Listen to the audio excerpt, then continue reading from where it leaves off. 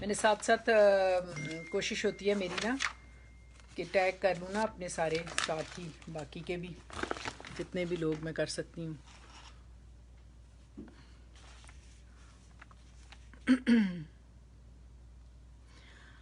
औज़ु बिल्लाहि मिनश शैतानिर रजीम, बिस्मिल्लाहिर रहमानिर रहीम।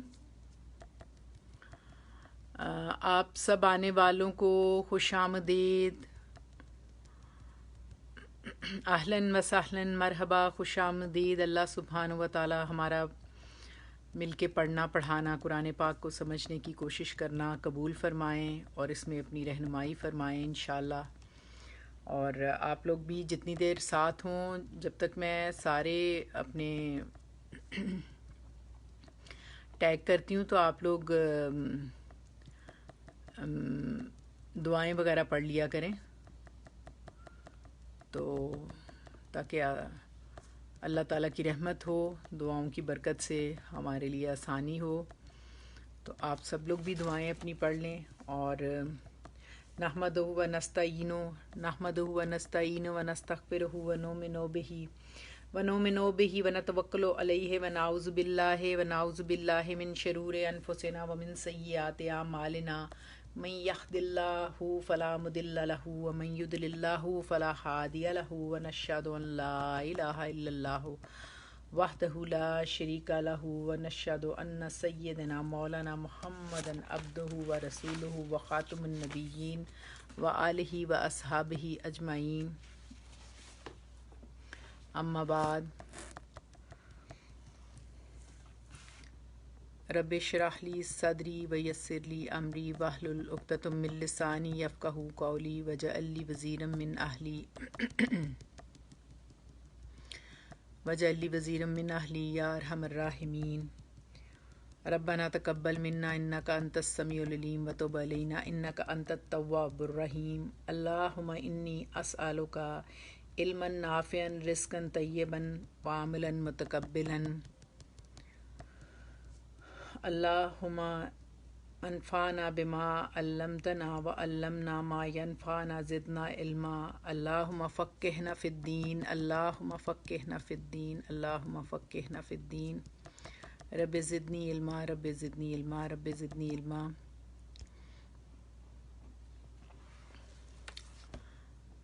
आप सब लोग भी और भी जो दुआएं पढ़ने वाली हैं सब पढ़ लें। अल्लाह ताला हमारे इल्म व अमल में बरकतें और अपनी ख़ास नज़र करम अता फ़रमाए। और जितने हम मोहब्बत से, प्यार से कोशिश करते हैं, अल्लाह ताला इसमें कबूलियत अता फ़रमाएँ इंशाअल्लाह। तो एक दफ़ा शऊरी तौर पे मैं हमेशा कहती हूँ, ज़रूर कॉन्शियसली भी पढ़ा करें। औज़ु बिल्लाहि मिनश शैतानिर रजीम, बिस्मिल्लाहिर रहमानिर रहीम। हम लोग, आप लोग जानते हैं कि सूरत अल-इन्फ़ाल पढ़ रहे हैं और ये मदनी सूरह मुबारका है, बहुत प्यारी सूरत मुबारका है। और हमने इसमें आपने देखा कि कैसे अल्लाह सुब्हानो ताला ने जंग बदर के ऊपर तबसरा किया है और बताया है कि किस तरह से जो हैं मामलात। आपको पता है कि मदीना में आके छोटी सी रियासत जो मुसलमानों को मुयस्सर आई, तो फिर उसमें सिस्टम चलाने के लिए किस तरह से उस्मा का मैसेज आ रहा है कि वॉइस नहीं आ रही। अब मुझे नहीं समझ आ रही कि वॉइस कैसे, आप लोगों को आ रही है मेरी आवाज़?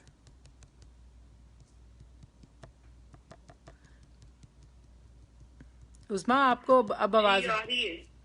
अच्छा जी, हमें तो आ रही है फातिमा आपकी आवाज़। चलें, जज़ाकल्लाह। वो ना उस्मा का मैसेज आ रहा था कि नो वॉइस, तो शुक्र है फिर आप लोगों को आवाज़ आ गई है, तो ठीक है। आप लोग सब लोग अपने अपने कुरान पाक के मुसहफ़ निकाल लें।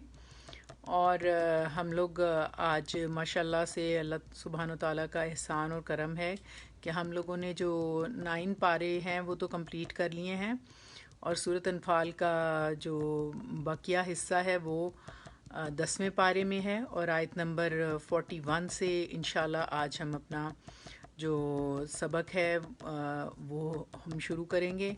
तो आप सब लोग अपना जो है वो आयात को अपने सामने रखें تاکہ آپ کو سمجھنے میں آسانی ہو۔ اور آج ہم نبی پاک کی سیرت سے بھی کچھ باتیں جو جنگ بدر میں اللہ سبحانہ تعالیٰ نے اسپیشل مسلمانوں کی مدد بھی فرمائی، اور نبی پاک کی فراست اور ان کی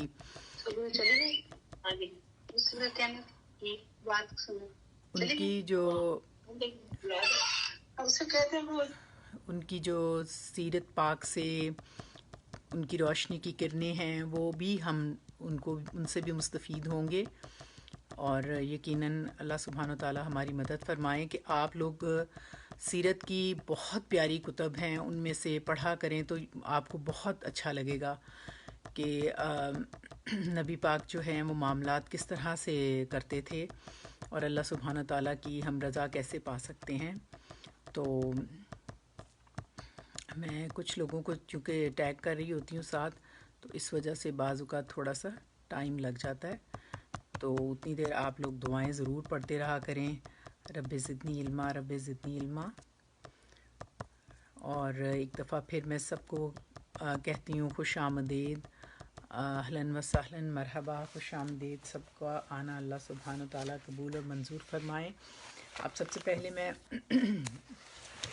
آپ لوگوں کے سامنے یہ آیات پاک پڑھتی ہوں، آپ غور کیجیے گا اور الفاظ کے اوپر، اور جن لوگوں نے کام کر کے بھیجا ہے ماشاءاللہ اللہ تعالیٰ ان کا قبول کرے، صحیح ان کو زیادہ اور اچھا لگے گا۔ تو ہم آیت نمبر 41 سے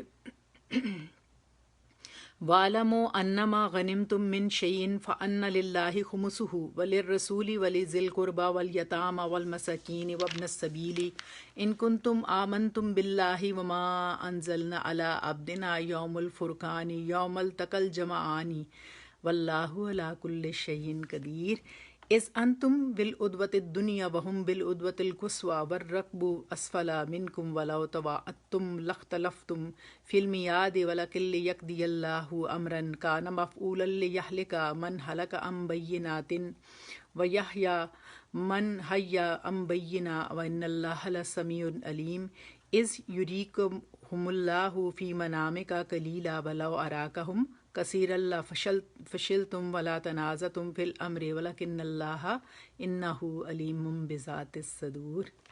سبحان اللہ، بہت ہی پیاری بات ہے کہ اللہ تعالیٰ فرماتے ہیں انہ علیم بذات الصدور۔ اے اللہ، ہم دعا کرتے ہیں کہ ہمارے سینوں کو بھی اپنے نور سے منور کر دے۔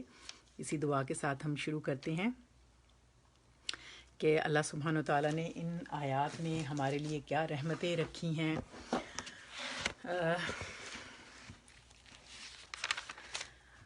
اس انتم بالعدوۃ الدنیا، نہیں یہ سیکنڈ والی آیت ہے، وعلمو اور جان لو، یہ فعل امر والا ہے نا، حکم ہے، اور جان لو، کیا معلوم کر لو، معلوم کر لو کیا چیز، انما بے شک، وہ جو، ما یہاں الذین اس میں موصولہ کی طرح ہے استعمال ہوا ہے کہ وہ جو، انما بے شک، وہ جو کیا، غنیمتم غنیمت حاصل کی تم نے، من شیئن کسی بھی چیز میں سے، من شیئن کسی بھی چیز میں سے، غنیمتم کا لفظ جو ہے غنم سے ہے، اور غنم غین نون اور میم ہے، اس کا روٹ ہے، اور غنم بکریوں کو کہتے ہیں، اور غنم شیئن کا مطلب ہے کسی چیز کا بغیر کسی بدل کے حاصل کرنا، اور لفظی معنی ہے کہیں سے بکریاں ہاتھ لگنا، پھر آہستہ آہستہ ہر وہ چیز دشمن سے یا کسی اور سے حاصل ہو، اور خصوصاً فتح کے بعد اس کو غنیمت کہا جانے لگا۔ آپ جانتے ہیں کہ عرب کے ہاں جو تھا وہ بکریاں چراتے تھے، اور نبی پاک نے بھی بچپن میں یہ کام کیا تھا، تو اس لیے ان چیزوں سے وہ ان کی بہت افیلیشنز تھیں، یعنی جیسے ربط الخیل، خیل کے ساتھ ان کی، اور اونٹوں کے ساتھ اور بکریوں کے ساتھ، تو یہاں بھی غنم اسی طرح تھا، بکریوں کے پرائڈ جیسے ہوتا ہے اس طرح۔ تو پھر گریجول پروسیس پہ اس کو غنیمتوں کے لیے بھی استعمال کیا جانے لگا، اور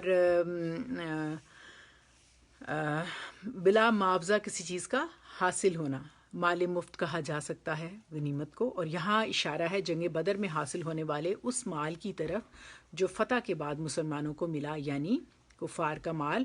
اب یہ مال اس سے مال مفت کیوں کہا گیا یا اسے غنیمت سے کیوں تعبیر کیا جا رہا ہے؟ دیکھیں اس کی وجہ یہ ہے تاکہ یہ بات واضح ہو جائے کہ یہ جنگ کا بدلہ نہیں ہے، جہاد کا صلہ نہیں ہے، یا جہاد اس مال کے لیے نہیں کیا گیا تھا.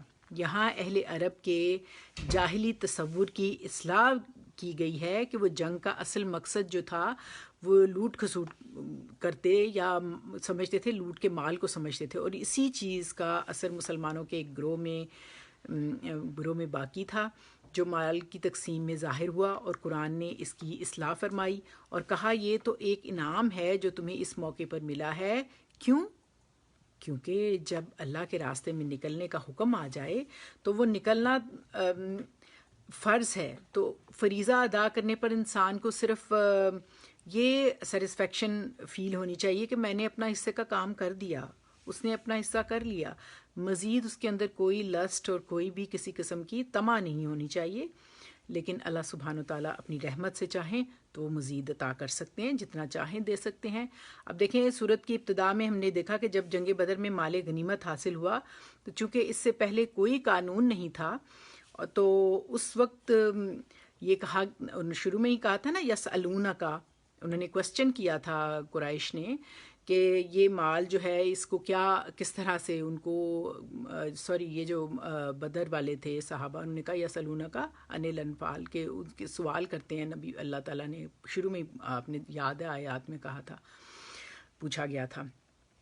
تو پھر اللہ سبحانہ تعالیٰ نے وہاں بگننگ میں جو پہلی ہی آیات تھی ان میں کہا فاتقوا اللہ واصلحوا ذات بینکم، اللہ سے ڈرو اور آپس کے معاملات کو درست کرو، اور مزید کچھ جو تھیں ان کی مورلز ویلیوز جو تھیں ان کو اللہ تعالیٰ نے فکس کیا، ٹھیک کیا. اور اب یہاں اگر آیت نمبر مطلب دیکھیں آپ 40 آیات کے بعد یہ 41 آیت ہے، اس میں اللہ سبحانہ تعالیٰ نے کمپلیٹ جواب دے دیا کہ وَاعْلَمُوا، اب جان لو، انما غنمتم، بے شک تمہارا مال غنیمت جو بھی مال ہے، من شیئن، یعنی من شیئن کچھ بھی، کوئی بھی چیز ہے کسی قسم کی، تھوڑی یا زیادہ یا معمولی، کچھ بھی ہاتھ آئے اسے کیا کرو، ایک جگہ لا کر رکھ دو اور پھر اسے تقسیم کرو، اور تقسیم سے پہلے مال میں سے ایک سوئی بھی ادھر ادھر کرنا یا اس کا مالک بن بیٹھنا خیانت ہے.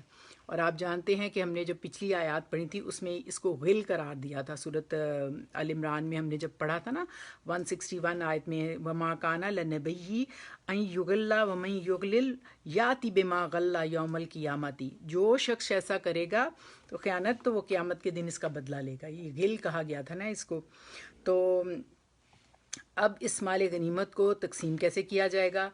اب اس کے لیے اللہ تعالیٰ نے خود بتا دیا کہ اس کے 5 حصے کیے جائیں گے، اور ان میں سے 4 حصے اس جنگ میں شریک ہونے والوں میں تقسیم کیے جائیں گے، اور 5واں حصہ جس کا یہاں پر اس میں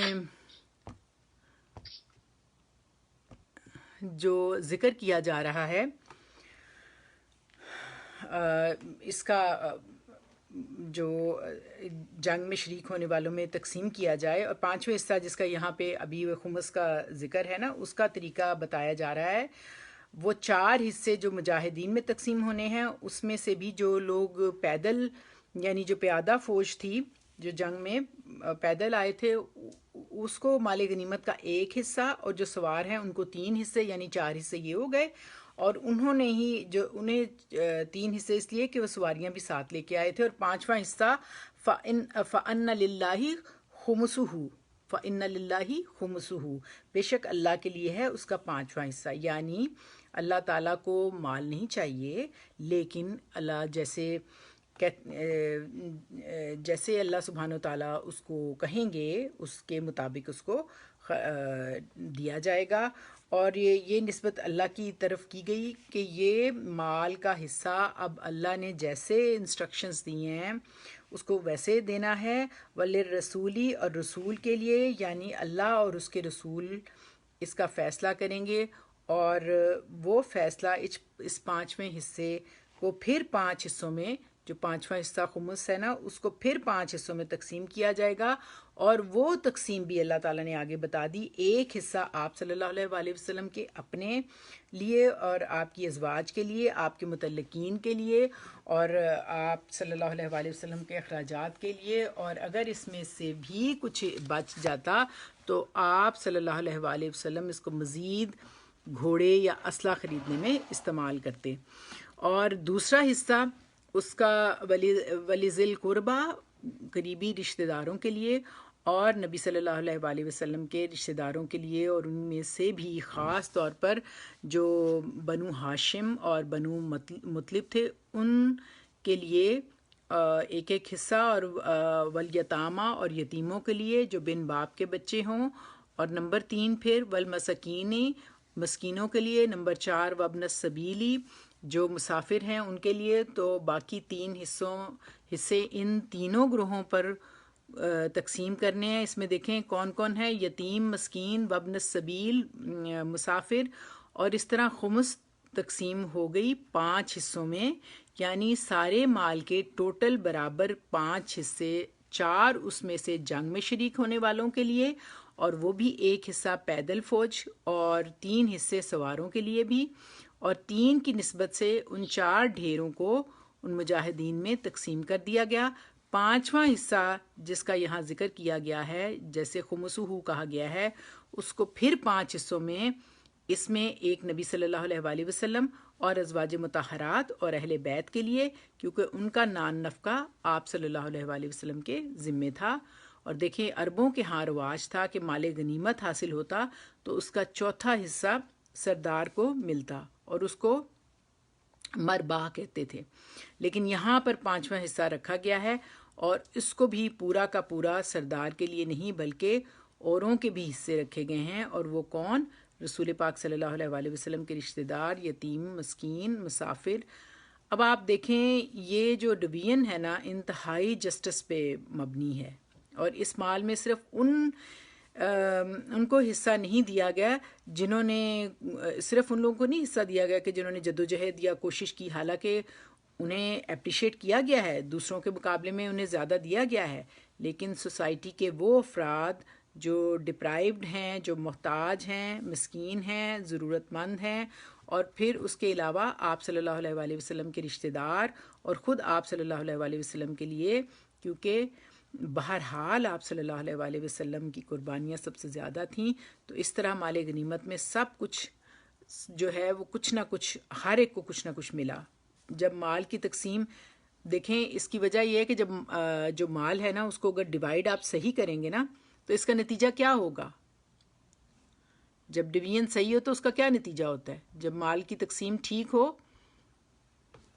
تو اس کا نتیجہ آبویسلی یہ ہوتا ہے کہ معاشرے میں سیٹسفیکشن ہوتی ہے، اور ارد گرد ہر طرف ایک خوشحالی اور سکون کا باعث ہوتی ہے صحیح تقسیم جو ہوتی ہے۔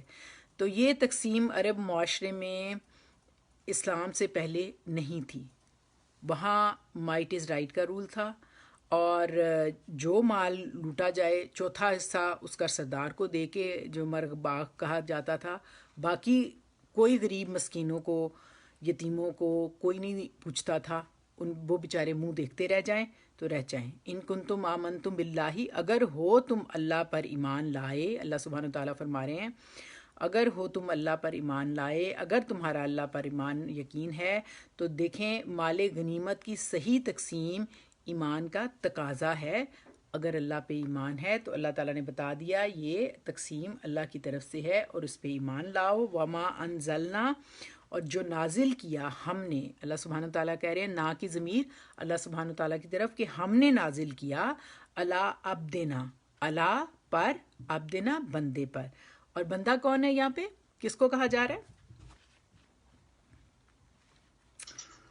نبی صلی اللہ علیہ وآلہ وسلم کو۔ ایگزیکٹلی، ماشاء اللہ، محمد صلی اللہ علیہ وآلہ وسلم کو اللہ تعالیٰ نے اسپیشلی کہا کہ اپنے بندے پر اللہ تعالیٰ نے ان کو عزت و اکرام دی، ان کو ایک رسپیکٹ کے لیے اللہ تعالیٰ نے کہا کہ انزلنا، ہم نے اتارا، اللہ تعالیٰ فرماتے ہیں، اور کیا نازل کیا تھا اپنے بندے پر، جو اللہ سبحانہ و تعالیٰ فرما رہے ہیں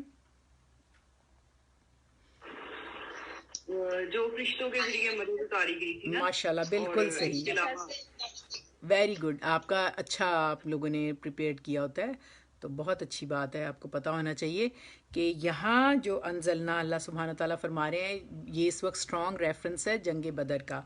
और जंग बदर आपको पता है कि 2 हिजरी में जब मदीना में आए तो अल्लाह सुब्हान ताला की तरफ से ये इजाज़त मिली थी और फिर ये जंग हुई थी, और उसमें अल्लाह ताला की गैर मामूली मदद थी। और यही अल्लाह ताला फरमा रहे हैं कि अल्लाह ताला ने अपने बंदे पर उतारा, फरिश्ते नाजिल फरमाए, और कई खुली खुली निशानियाँ अल्लाह ताला ने उतारी। और कब उतारी? यौमुल फुरकान, यानी फुरकान के दिन। और यौमुल फुरकान आप जानते हैं जंग बदर के दिन को कहते हैं यौमल तकल जमाआनी, जिस दिन मिली थी और आमने सामने हुई थी। जमाआनी, जमाआनी जम उनकी तस्निया है, दो जमातें। और मुराद आप जमाआनी, अब आपको आनी की आवाज़ आ गई होगी, तो 2 जमातें। और वो कौन कौन से 2 ग्रोह थे जो जमा हुए थे? एक मुसलमानों का और दूसरा कुरैश का ग्रोह। बिल्कुल। और मेरी आवाज आ रही है? हाँ, आ रही है, लेकिन थोड़ी सी मतलब मुश्किल से थोड़ी सी फैल रही है, क्लियर नहीं है। कोई बात नहीं, अभी हो जाएगी, आहिस्ता आहिस्ता ठीक हो जाता है बाज़ औक़ात ना। तो और अल्लाह अला कुल्ले शैइन कदीर, अल्लाह ताला हर चीज़ पर कुदरत रखने वाला है। यानी उसमें बहुत बड़ी निशानी है जो अल्लाह ताला ने तुम्हें यौमुल फुरकान के दिन दिखाई। क्योंकि जंग बदर में जो कुछ भी तुम्हें मिला, जो गनीमतें मुसलमानों के हाथ आईं, वो अल्लाह के इज़्न से थीं, और अल्लाह के भेजे हुए फ़रिश्तों और उसके हुक्म से, उसकी दी हुई ताईद और उसकी भेजी हुई मदद के ज़रिए ये सब कुछ मिला। और जिस दिन हक़ और बातिल के दरमियान फ़ैसला हो गया। अब देखें इसमें किस कदर जो है वो हिकमत नज़र आती है कि जब भी कभी लोगों में कुछ इस किस्म की तकसीम का सोशली भी चांस बने या तकसीम करनी हो, तो लोग कभी भी पूरी तरह सेटिस्फेक्शन नहीं होते, कोई ना कोई शिकायत तो रह ही जाती है कि हमें हमारा हक़ पूरा नहीं दिया गया। तो ऐसे मौके पर वाज़िया कर दिया कि वालमो, अल्लाह सुब्हान ताला फरमा रहे हैं वालमो, जान लो, याद रखो, अच्छी तरह समझ जाओ, ये तुम्हारी कोशिश का नतीजा नहीं है, बल्कि ये अल्लाह की मदद से तुम्हें मिला है। तो जितना भी मिल जाए उस पर खुश हो, राज़ी हो जाओ। और फिर ये भी जान लो वो माँ अनजलना, यहाँ मुराद है कि वो वक्त भी याद रखो कि इस नेमत को लेते हुए कि ये सब कुछ अल्लाह के इज़्न से हुआ। आप देखें इससे पहले भी आपने इस किस्म का जो डिवीजन एक पढ़ी थी ना हमने पिछली सूरतों में, वो कौन सा मौका था? आपको याद होगा कि इससे पहले भी डिवीजन करने का मौका आया था, जब मौका था उसकी विरासत की तकसीम का। उसमें भी अल्लाह ताला ने ख़ुद डिवीजन्स बता दी थी ना। उसकी तकसीम के मामले में भी कुछ मिलता जुलता ये मजमून है ना। तो आप देखें उस वक्त भी फरमाया गया कि जो इर्द गिर्द रिश्तेदार बच्चे लोग हाजिर हों तो उनको भी कुछ दे दो और उनसे भली बात कहो। वकूलू लहुम कौलम मारूफन, ये हमने पढ़ा है ना पीछे कि डांट टपट के साथ बात ना करो, उनका दिल ना तोड़ो, उनके साथ बेरुखी के साथ पेश ना आओ, बल्कि उन्हें भी सेटिस्फाइड करो। तो देखें आप इससे क्या फ़ील कर रहे हैं। यानी देखें एक तरफ तो माल के मामले में मालो ज़र की सही तकसीम और फिर अच्छी बात कहना, उसके साथ जो होता है अल कलिमातु तय्यबातु सदकातु, यानी अच्छी बात भी सदका होती है। यानी सदका सिर्फ माल का नहीं होता, अच्छी बात का भी होता है। क्योंकि बाज़ औक़ात इंसान के अंदर नाइंसाफ़ी, जुल्म का या महरूमी का जो एहसास होता है उसे दूर करना भी ज़रूरी होता है। और ये चीज़ भी माशरे के अंदर ख़ूबसूरती और खुशहाली का बायस बनती है। इंसानों के दरमियान बाहमी ताल्लुकात, वो हमें ऐसा नहीं कि हम कहें ये तुम्हारा हिस्सा था बस लो और जाते बनो, सर से उतारने वाली मामला नहीं होना चाहिए। बल्कि नबी सल्लल्लाहु अलैहि वसल्लम ने एक मर्तबा तकसीम करते हुए फरमाया یہ وہ جو تمہیں دنیا میں دیا، یعنی انہوں نے بہت پیار کا اظہار کیا. انہوں نے دنیا میں بھی کہا کہ ملے گا اچھا، اور اللہ کے ہاں جو آخرت میں ہے وہ اس سے بھی بہتر ہے. تو اب دیکھیں، ہمیں چاہیے جہاں بھی مال کی تقسیم کی بات ہو یا دنیا کی چیزوں کی بات ہو، وہاں ہمیشہ ہم آخرت میں ملنے والی جو نعمتیں ہیں اللہ کے ہاں سے، اس کے اوپر بھی ضرور متنبع کریں، اور اس سے بہتر چیز کی طرف بھی ہمیں توجہ دلانی چاہیے. اور کیوں؟ اس کی وجہ کیا ہے؟ اس کی وجہ یہ ہے تاکہ ہمیں جو دنیا کی محبت، حرص، لالچ، وہ ہوس، یہ بندوں کے دلوں میں جگہ نہ پا جائے. کہ ورنہ جب دنیا کی محبت دلوں میں بھر جاتی ہے نا انسان کے، تو پھر انسان بہت بلند مقاصد کے لیے، بہت جو اس کا جو بڑا گول ہے، جو آخرت میں ملنے والا ہے، اس سے اس کی نظر ہٹ جاتی ہے. اور اگر کسی بھی انسان کے اندر خود غرضی بڑھ جائے اور وہ ہر وقت کیلکولیشنز مال کی کرتا رہے، مال و دولت کی اپنے معاملات میں، تو پھر خوشحالی مشکل ہی ہوتی ہے. اور پھر اپنا حصہ اور حق لے کر بھی انسان جو ہے نا، وہ ڈس سیٹسفیکشن ہی رہتی ہے اس کے اندر، سیٹسفیکشن نہیں آتی، اطمینان اور برکت سے خالی ہو جاتا ہے معاملہ. تو آپ کو جب بھی کوئی اس طرح کے معاملات پیش آئیں، تقسیم یا کوئی معاملہ پیش آئے، تو ساتھ ساتھ کوئی نہ کوئی آپ اچھی بات بھی اس کے ذریعے سے، حوصلہ افزا بات بھی کرتے رہیں، تاکہ حرص اور لالچ کم ہو. اور دلوں میں لالچ ہوتی ہے تو اس کا علاج ضروری ہے، ورنہ انسان لالچ ہی رہ جاتا ہے، اور مومن اور احسان کا جو لیول اللہ تعالیٰ چاہتے ہیں مسلمان سے، مومن سے، وہ اچیو نہیں کر پاتا. تو عظمیٰ، اگر تمہارا والیوم ٹھیک کر رہا ہے کام، تو تم حاشیہ نمبر 32 پڑھ کے دیکھو، ورنہ پھر میں آگے چلوں گی.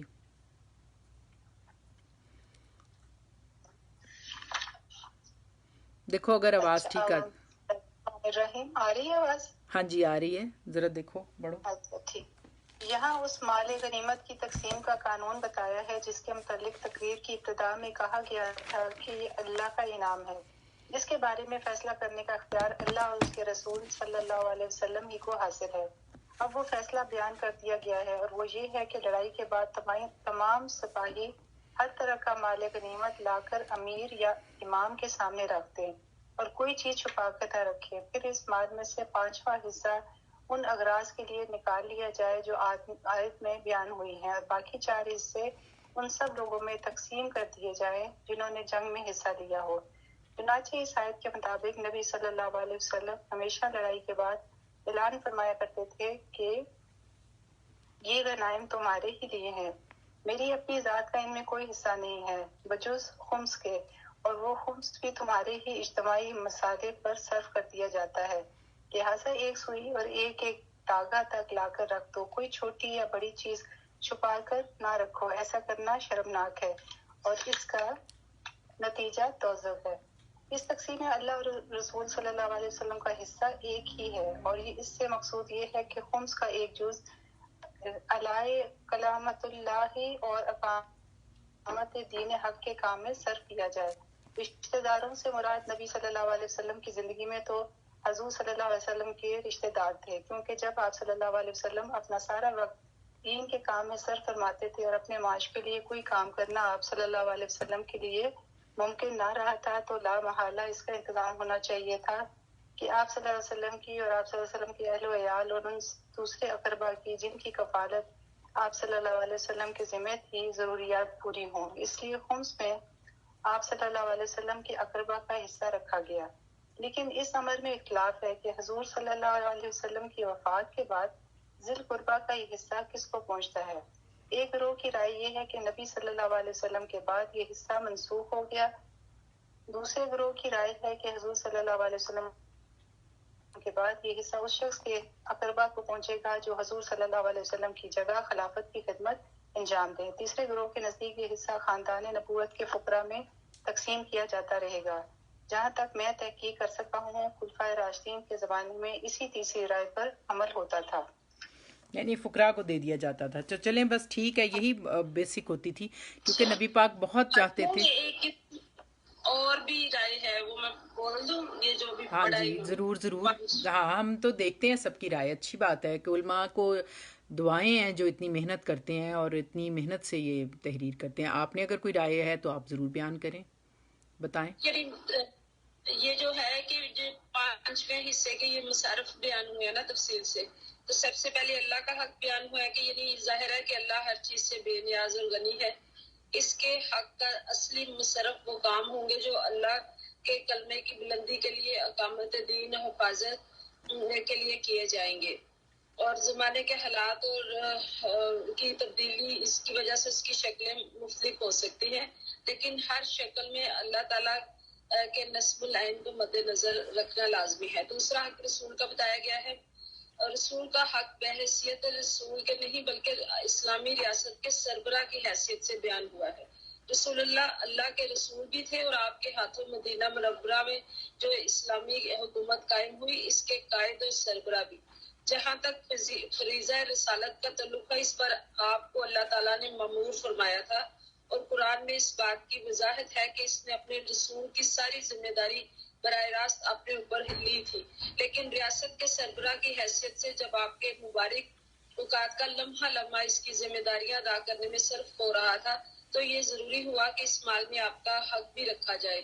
یہ حق در حقیقت ریاست کے سربراہ کا حق تھا جو رسول اللہ کے وصال کے بعد آپ سے آپ رسول اللہ صلی اللہ علیہ وسلم کے خلیفہ اور جانشین کی طرف منتقل ہو گئی. چلیں جزاک اللہ. یہی بات ہم بھی کہہ رہے تھے کہ آٹومیٹیکلی یہ تیسری رائے جو آپ نے کہی ہے نا، یہ بھی یہی رائے ہے کہ وہ آٹومیٹیکلی نبوت کے فقراء میں تقسیم کیا جاتا ہے. کیونکہ اس کے بارے میں ایک جگہ آتا ہے نا کہ حضرت فاطمہ آئی تھیں تو انہوں نے جب مال آیا تو انہوں نے کہا کہ مجھے کچھ انہوں نے چاہیے تھا، انہوں نے مانگا تو نبی کا صلی اللہ علیہ وسلم نے کہا کہ جو اصحاب صفا ہے نا وہ زیادہ ڈیزرو کرتے ہیں، کیونکہ ان کا کام بھی یہی ہوتا تھا ساری وقت تعلیم قرآن پاک کی، تو یہ آٹومیٹیکلی ان لوگوں کے کام آتا تھا پھر. تو یہ بہت پیاری تقسیم ہے اور بہت پیارا ہمارے اصول ہیں. آپ کو پتہ ہے کہ اسی طرح کا بہت پیارا جو مضمون تھا جو وراثت کے قانون کے لیے بھی ہم نے پڑھا تھا، اس میں بھی اللہ تعالیٰ نے بتا دیا تھا کہ اصل میں کسی کو محروم نہ رکھا جائے، جو پاس کھڑے ہوں جو بھی ہوں ان کو بھی تھوڑا بہت دیا جائے تاکہ ان کی دل جوئی ہوتی رہے. اور کسی کے اندر آپ دیکھیں پاس سے کوئی کینڈی بھی کھا رہا ہو نا تو دوسرے کو نہ ملے نا بچے کو، وہ کتنا تکلیف محسوس کرتا ہے. تو ہمارا دین بہت نیچرل ہے، وہ بالکل نیچر کے مطابق بات کرتا ہے. اب دیکھیں جو اگلی آیت ہے نا بہت ہی زبردست آیت ہے.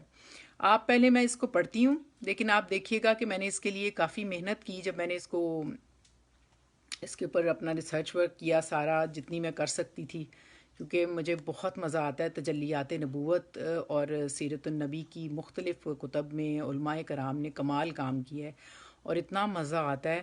اس میں سے میں نے تھوڑا سا یہ جنگ بدر کے ریفرنس سے جو نبی صلی اللہ علیہ وآلہ وسلم کی سیرت کے کرنیں ہیں وہ میں نے تھوڑی بہت ان سے مستفید خود بھی ہوئی ہوں، اور میں چاہتی ہوں کہ آپ لوگ بھی اس کو دیکھ لیجئے گا، کیونکہ اس سے پھر اگلی آیات کو سمجھنا آسان ہوگا نا انشاءاللہ. اور ویسے بھی مجھے تو بہت پیار ہے اس سے جو سورۃ انفال ہے، کیونکہ اس میں بہت موٹیویشنل ہے اور میں جتنی بار پڑھتی ہوں تو مجھے جوش آتا ہے کہ صحابہ کا جو ایمان تھا کمال ایمان تھا. اللہ تعالیٰ ہمیں بھی ایمان کی حلاوت اور گرمی عطا کرے جس سے ہم محروم ہیں، ہم دنیا دار ہو گئے ہیں. تو یہ 42 آیت ہے، آپ اس کے الفاظ پہ بھی غور کر لیجئے گا. اس انتم بالعدبۃ الدنیا وہم بالعدبۃ القصویٰ والرکب اسفل منکم ولو تواعدتم لاختلفتم فی المیعاد ولکن لیقضی اللہ امرا کان مفعولا لیہلک من ہلک عن بینۃ ویحیی من حی عن بینہ وان اللہ سمیع علیم. اب ان کے آپ دیکھیں کہ اللہ سبحانہ وتعالیٰ فرماتے ہیں اذ انتم بالعدبۃ الدنیا، اور اس وقت کو بھی یاد کرو جب تم وادی کے اس جانب تھے. اب دراصل آگے جنگ بدر کے کچھ حالات پر مستقل تفصیلاً اللہ سبحانہ وتعالیٰ کا تبصرہ ہے، اور میرے دل میں تھا کہ ہم اسوہ حسنہ سے جو تھوڑی سی کرنے ہیں جو اس دوران یعنی جنگ بدر کے اندر حالات اور واقعات آئے ہیں ان کو ہم تھوڑا سا غور کریں، اور میں نے جتنا سکویز کر کے اس کو مطلب اس کا جسٹ میں بنا سکتی تھی میں نے کوشش کیا. آپ دیکھیے گا، آپ کو یقیناً اس دوران کیا معاملات ہوئے اور کس طرح ہوئے. کافی دفعہ میں نے شروع میں بھی آپ جانتے ہیں کہ میں نے آپ کو 2 بار جنگ بدر کے جو سچویشن تھی اس کے اوپر ہم لوگوں نے ڈیٹیل بات کی، جس میں ہم نے سیرت پاک بھی پڑھی اور ہم نے دیکھا کہ کس طرح سے نبی صلی اللہ علیہ وآلہ وسلم مکہ سے مدینہ انہوں نے ہجرت کی، اور وہ ہجرت کے سارے واقعات میں نے آپ سے ڈیٹیل میں ڈسکس کیے تھے. اب ہم ہجرت ہونے کے بعد جب مسلمان مدینہ میں آ گئے تو تب بھی قریش نے چین سے نہیں بیٹھنے دیا، مستقل کوئی نہ کوئی شرارت وہ کرتے تھے مسلمانوں کے ساتھ. اب یہ 2 ہجری میں جو یہ تھوڑا سا واقعات ہیں ان کے اوپر آپ غور کیجیے گا، یقیناً آپ کو اس سے کافی استفادہ ہوگا کہ اگلی آیات کو سمجھنے میں آپ کو آسانی فیل ہوگی. اور ویسے بھی نبی پاک کی سیرت سے آپ کو چند باتیں جو ہیں وہ ملیں گی تو آپ اس کو بھرپور جو ہیں وہ اس سے مستفید ہو سکیں گے، آپ اس کو محسوس کر سکیں گے اس کی رحمت کو. تو ہوا یہ کہ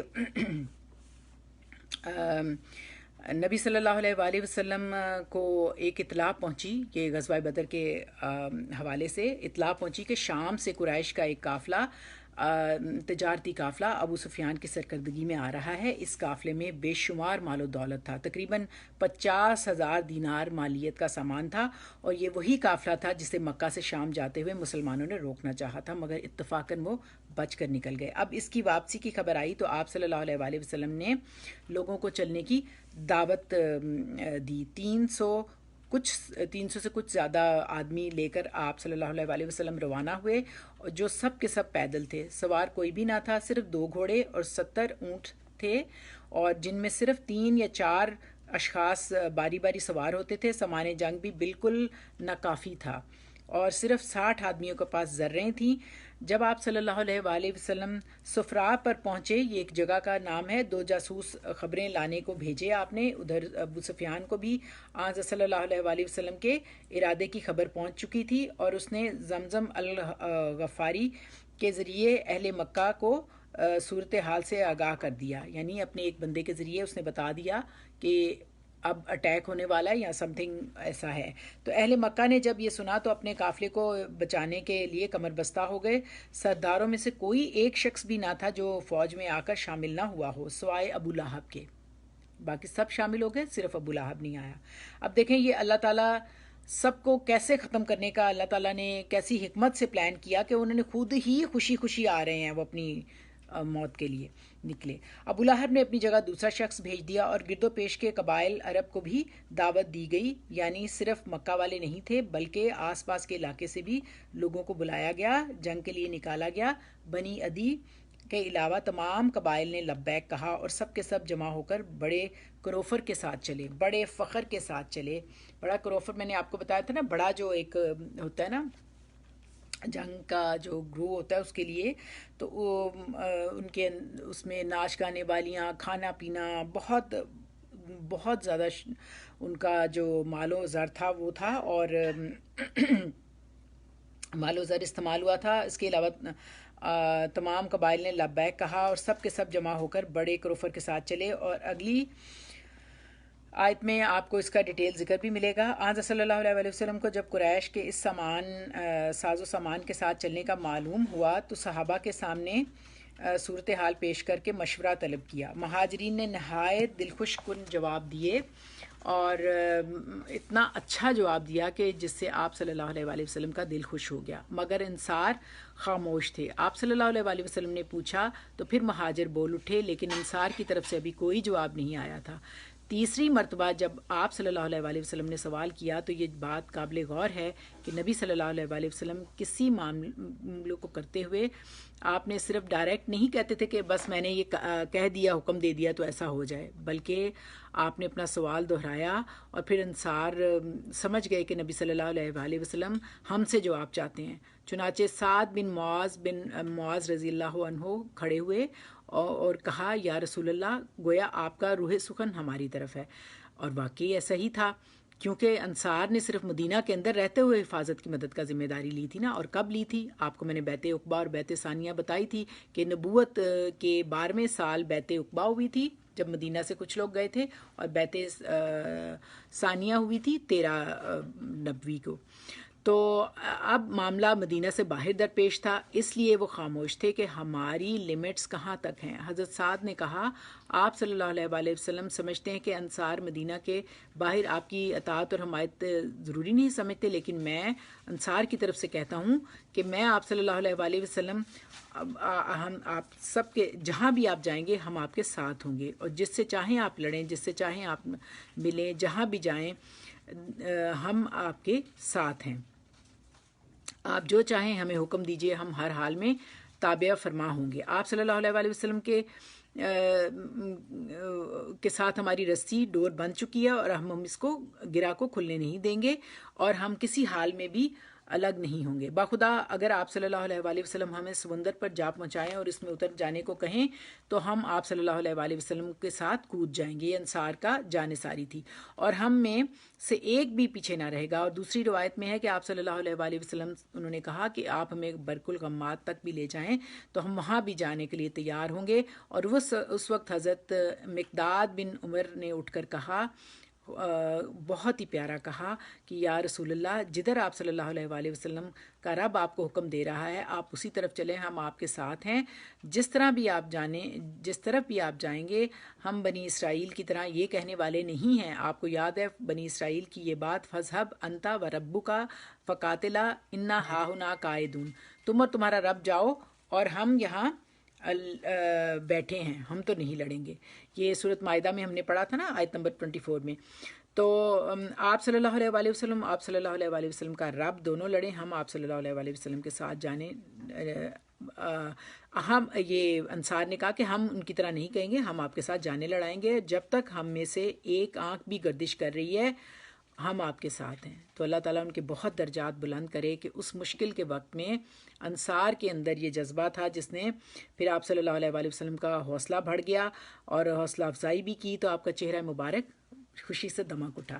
اب نبی صلی اللہ علیہ وآلہ وسلم کی حکمت عملی یہ تھی کہ کسی بیرونی طاقت سے ٹکرانے سے پہلے آپ کے اندر کے ساتھ ہی انصار اور مہاجرین سب آپس میں متفق ہوں، جڑ جائیں، اور یہ بات آئی امرہم شورا بینہم، اور آپس کے تمام معاملات مشورت سے، اور آپ صلی اللہ علیہ وآلہ وسلم نے ایک فیصلہ کیا اور اعلان سنا دیا۔ یہ ایسا نہیں کیا کہ آپ ایک فیصلہ کریں اور اس کے بعد اعلان کر دیں سب کو کہ وہ جانا ہے، اور جس کا جی چاہے وہ نکلے، جس کا جی چاہے نہ نکلے، جو ثواب لینا چاہتا ہے نکلے۔ نہیں، اس طرح نہیں، بلکہ آپ نے اس سے مشورہ کیا، سب کو جمع کیا، اور پھر اس طرح سے ذہنی طور پر مشورہ کرنے کی وجہ سے سارے ایک سیٹسفیکشن بھی ہوئی، اور کام میں ایک جو ہے وہ جذبہ بھی پیدا ہو گیا۔ تو اور چونکہ مقصد واضح ہو کر سامنے آ چکا تھا، اس موقع پر آپ صلی اللہ علیہ وآلہ وسلم نے فرمایا، مسلمانوں چلو تمہارے لیے بشارت ہے، اللہ نے 2 میں سے 1 کے دینے کا مجھ سے وعدہ فرمایا ہے۔ یہ آیت نمبر 7 میں آپ نے کہا تھا نا، ہم نے پڑھا تھا نا، وَإِذْ يَعِدُكُمُ اللَّهُ إِحْدَى الطَّائِفَتَيْنِ، یعنی اور یاد کرو جب اللہ تعالیٰ نے 2 گروہوں میں سے ایک پر غلبے کا تم سے وعدہ فرمایا تھا۔ نبی صلی اللہ علیہ وآلہ وسلم نے فرمایا، میں دشمنوں کے سر بریدہ لاشیں دیکھ رہا ہوں، ادھر مسلمان آگے بڑھ رہے تھے، ادھر ابو سفیان ساحل کے راستے سے ہو کر خطرے سے بچ نکلا تھا، اس نے راستہ تبدیل کر لیا تھا۔ جب اسے پوری طرح اطمینان ہو گیا تو قریش جو بدر کی طرف پیش قدمی کر رہے تھے، ابو سفیان نے انہیں لکھ کے انہیں کہا کہ تم لوٹ جائیں، لیکن اب وہ جو قافلہ کروفر کے ساتھ نکلا تھا مکے سے ابو جہل کی کمانڈ میں، انہیں بتایا گیا کہ خیریت سے پہنچ گیا، کیونکہ وہ نیچے سے وادی تھی نا، اس میں سے وہ نکل گئے تھے ابو سفیان کا قافلہ نا، اپنا سارا جو مال تھا لے کے تجارت کا وہ نکل گیا تھا۔ پہلے اسی نے بلایا تھا مکہ سے قریش کو، اب اس نے بتا دیا کہ میں سیف اینڈ ساؤنڈ نکل گیا ہوں تو تم لوگ واپس چلے جاؤ۔ تو لیکن یعنی کارواں اور اپنا جو قافلہ ہے وہ اس نے جوفا میں نا ایریا تھا ایک، جوفا میں خط لکھ کے ابو جہل کو مل گیا تھا جوفا میں، اور وہ قافلے والوں نے قافلے والے جو سارے تھے انہوں نے تو لوٹنے کا پروگرام بھی بنا لیا، لیکن ابو جہل نہ مانا، کہنے لگا باخدا ہم بدر تک ضرور جائیں گے، وہاں ہم اتریں گے، آرام کریں گے، عربوں کو خوب کھلائیں پلائیں گے، ناچ گانے والیاں ان کے ساتھ تھیں اور خوب ان کا ہلا گلا تھا۔ پیچھے آپ نے پڑھا کہ وہ اپنا آیت نمبر 36 میں وہ اپنا مال خرچ کرتے ہیں کہ ان کے زمانے میں دھاک بیٹھ جائے گی، اور اخنس بن شریک ثقفی نے ابو جہل کی اس تجویز کی جو پیش قدمی والی تھی اس نے زبردست طریقے سے کنڈیم کیا کہ میں نہیں آگے جانا چاہتا، اور اس اپنے 300 لے کے وہ ابو جہل نہ مانا تو وہ اپنے 300 بندے لے کر الگ ہو گیا. اور اسی طرح بنو ہاشم نے بھی بہت ہاتھ پاؤں مارے لیکن ابو جہل نے ایک نہ مانی، اور اس نے باقی 1000 کا جو لشکر تھا اپنا سفر انہوں نے جاری رکھا، اور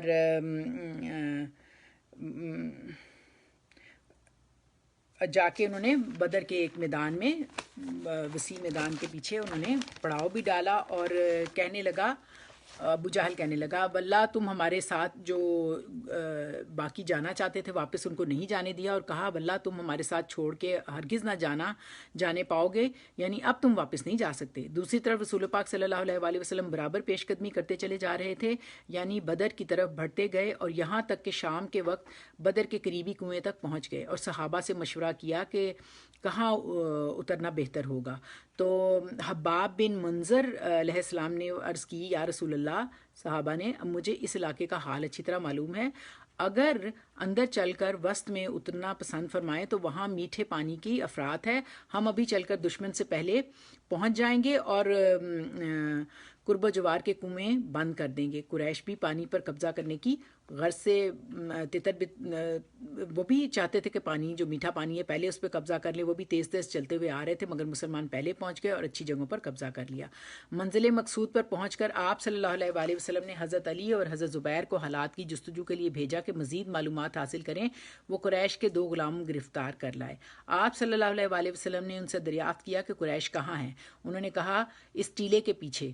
پوچھا کتنے ہیں؟ انہوں نے لا علمی کا اظہار کیا. فرمایا اچھا روز کتنے اونٹ ذبح کرتے ہیں؟ انہوں نے غلاموں کی تعداد نہیں بتائی، جو پکڑے گئے تھے نا انہوں نے غلاموں کی تعداد نہیں بتائی.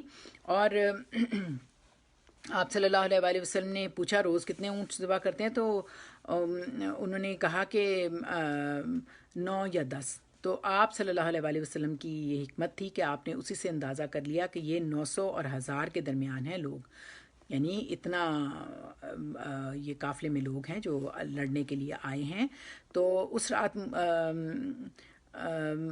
اور نبی پاک صلی اللہ علیہ وآلہ وسلم کی حکمت بھی تھی اور ان کا اندازہ بالکل درست تھا. اس رات مسلمانوں کی کوچ میں ایک بڑی سہولت اس تائید غائبی سے ہوئی، یعنی یہ جو سارا معاملہ تھا اس میں اللہ تعالیٰ کی مدد یہ ہوئی کہ آسمان کے دروازے کھول دیے گئے، مگر دونوں سمتوں میں یعنی دونوں طائفین جو تھے ان کی طرف بارش کی حالت بالکل مختلف تھی. یعنی مسلمانوں کی طرف زور کم تھا، چھینٹیں پڑ گئیں جس سے مسلمانوں کے لیے موسم خوشگوار ہو گیا، مجاہدین سے غبار سفر بھی دور ہو گیا اور دلوں اور جسموں سے تازگی آ گئی. ریت بیٹھ کر زمین اس قابل ہو گئی کہ تیزی سے سفر ہو سکے، لیکن کفار کی طرف بارش مسلح دھار تھی جس سے ان کی کوچ میں سخت دقت پیدا ہو گئی. پورا لشکر چلنا مشکل ہو گیا، چنانچہ مسلمان ان سے پہلے ہی پہنچ گئے. جلدی حوض بنا کر پانی محفوظ کر لیا اور پانی باقی کنویں بند کر دیے. اس موقع پر رسول پاک صلی اللہ علیہ وآلہ وسلم نے کے ٹھہرنے کے لیے سامنے کی پہاڑی پر انہوں نے ایک چھپر کے سائبان بنایا، جس میں جانے سے پہلے آپ نے میدان بدر کا چکر لگایا اور ہاتھ کے اشاروں سے بتایا حاذا مصرع فلان و حاذا مصرع فلان غدن انشاءاللہ، یہ کل فلاں سردار کی قتل گاہ ہوگی اور اس جگہ فلاں کی قتل گاہ ہوگی. بعد میں دیکھا گیا تو ہر شخص کو بتائی ہوئی جگہ پر خاک و خون میں آلودہ پڑا تھا. جب مشرکین کے دستے بھی سامنے آ گئے، 17 رمضان کو بدر کے مقام پر فریقین کا مقابلہ ہوا، اور جس میں نبی صلی اللہ علیہ وآلہ وسلم نے دیکھا کہ 3 کافروں کے مقابلے میں ایک مسلمان ہے اور وہ بھی پوری طرح مسلح نہیں ہے. تو آپ صلی اللہ علیہ وآلہ وسلم نے اللہ کے آگے دعا کے لیے ہاتھ پھیلائے، انتہائی خضوع و تضرع کے ساتھ عرض کرنا شروع کیا، اللہم ہاذہ قریشی جاءت بخیلہا و فخرہا جاءت تحاربوکا و تکذبوکا رسولوکا، اے اللہ یہ قریش اپنے فخر اور غرور کے ساتھ آئے ہیں تاکہ تیرے رسول کو جھوٹا ثابت کریں. اللہم فنصر کا وعدتی، اے اللہ بس آ جائے تیری وہ مدد جس کا تو نے مجھ سے وعدہ کیا تھا. اللہم انا تہلکا حاضل اصاباتی الیوم لا تعبدو ابداً، اے اللہ اگر آج یہ مٹھی بھر جماعت ہلاک ہو گئی تو روئے زمین پر تیری عبادت نہ ہوگی۔ اتنا کہنا تھا کہ پیچھے سے حضرت صدیق اکبر رضی اللہ عنہ چمٹ گئے اور کہنے لگے یا رسول اللہ ابشر، خوش ہو جائیے، فوالذی نفسی بیدہ لیجزینہ ما وعدہ کا، تمہارے تمام مسلمانوں نے بھی بہت تضرع اور زاری سے دعا مانگی، چونکہ یہ سب کچھ آگے آنے والا ہے دہران، اس لیے میں اس کو دہرا رہی ہوں تو آپ کو آگے والی سچویشنز جو ہیں وہ سمجھنے میں آسانی ہوگی۔ تو نبی صلی اللہ علیہ وآلہ وسلم اور صحابہ، آپ کو پتہ ہوگا کہ کیسے کیسے انہوں نے دعائیں مانگی اور کس کس طرح سے اللہ تعالیٰ کی مدد آئی اور کس طرح سے حکمت عملی نبی پاک نے اڈاپٹ کی۔ تو جب آپ نے گڑ گڑا کر دعا شروع کی تو تمام ملائکہ کو حکم ہوا انی معاکم فثبتوا الذین آمنوا سنلقی فی قلوب الذین کفروا الرعب وانی ممدکم بألف من الملائکۃ مردفین، یعنی اللہ تعالیٰ نے کافروں کے دلوں میں رعب ڈال دیا اور 1000 نشان زدہ ملائکہ کے ساتھ مسلمانوں کی مدد بھی کی، اور رسول پاک صلی اللہ علیہ وآلہ وسلم وہاں پہاڑی پر ایک درخت کے تنے کے سامنے نماز میں مصروف رہے۔ جمعے کی رات 17 رمضان 2 ہجری کی تاریخ تھی، صبح ہوئی تو دونوں فریقین ازل تکل جمعان ایک دوسرے کے آمنے سامنے ہوئے۔ حضرت صلی اللہ علیہ وآلہ وسلم نے بذات خود مسلمانوں کی صفوں کو قائم کیا، جنگ شروع ہوئی اور آپ صلی اللہ علیہ وآلہ وسلم حضرت ابوبکر کے ساتھ پہاڑی پر سائبان میں تھے۔ سعد بن معاذ ایک انصاری صحابی دستے کے ساتھ دروازے پر کھڑے پہرا دے رہے تھے۔ جوں جوں جنگ تیز ہوئی اور ویسے ہی اللہ سبحانہ تعالیٰ سے نبی پاک کی دعاؤں میں مزید جو تضرع اور زاری ہوئی، یہاں تک کہ عالم بے خبری میں شانوں پر سے چادر بھی گر پڑی۔ اتنے انہماک سے دعا کر رہے تھے، حضرت صدیق اکبر نے چادر اڑا دی اور کہا یا رسول اللہ آپ کی دعائیں مناجات رب العزت نے تک پہنچ گئی ہیں، وہ ضرور اپنا وعدہ پورے کرے گا۔ عین اس وقت کچھ غنودگی طاری ہوئی اور حالت جنگ میں ہی مسلمانوں کو نیند نے آ گھیرا۔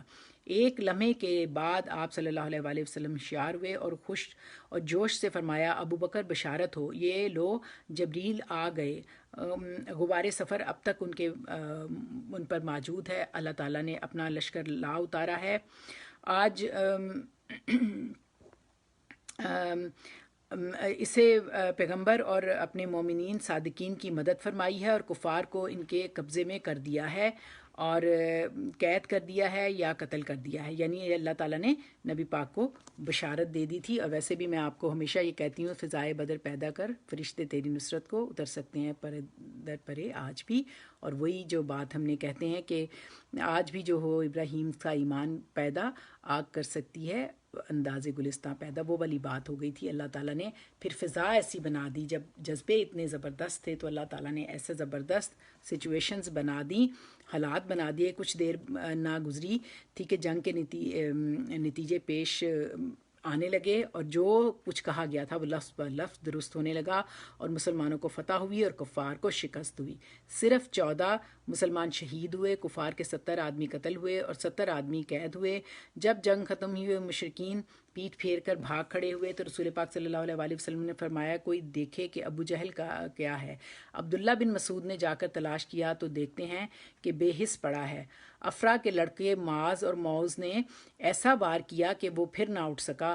حضرت عبداللہ بن مسعود رضی اللہ عنہ کو اس نے بہت تنگ کیا تھا، ابو جہل نے، اور بہت زیادہ ستایا تھا۔ انہوں نے اسے پا لیا، ابھی اس کی سانسیں آ جا رہی تھیں۔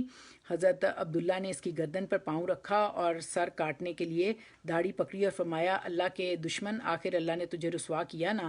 اس نے نخوت اور تکبر سے کہا کاہے کو رسوا ہوا؟ کیا جس شخص کو تم لوگوں نے قتل کیا ہے اس سے اوپر بھی کوئی آدمی ہے؟ دیکھو اتنا اس کو تکبر تھا اینڈ وقت تک۔ اور پھر بولا کاش مجھے کسانوں کی بجائے کسی اور نے قتل کیا ہوتا۔ اس کے بعد کہ کہنے لگا مجھے بتاؤ آج فتح کس کی ہوئی؟ حضرت عبداللہ بن مسعود نے کہا اللہ اور اس کے رسول کی۔ تو اس نے بہت تکبر سے کہا بکریوں کے چرواہے تو بڑی مشکل میں جگہ میں پڑ گیا، یعنی اس کا تکبر ختم نہیں ہوا اینڈ وقت تک۔ اور حضرت عبداللہ بن مسعود نے اس کی سر کاٹ دیا اور رسول پاک صلی اللہ علیہ وآلہ وسلم کی خدمت میں لا کر رکھ دیا۔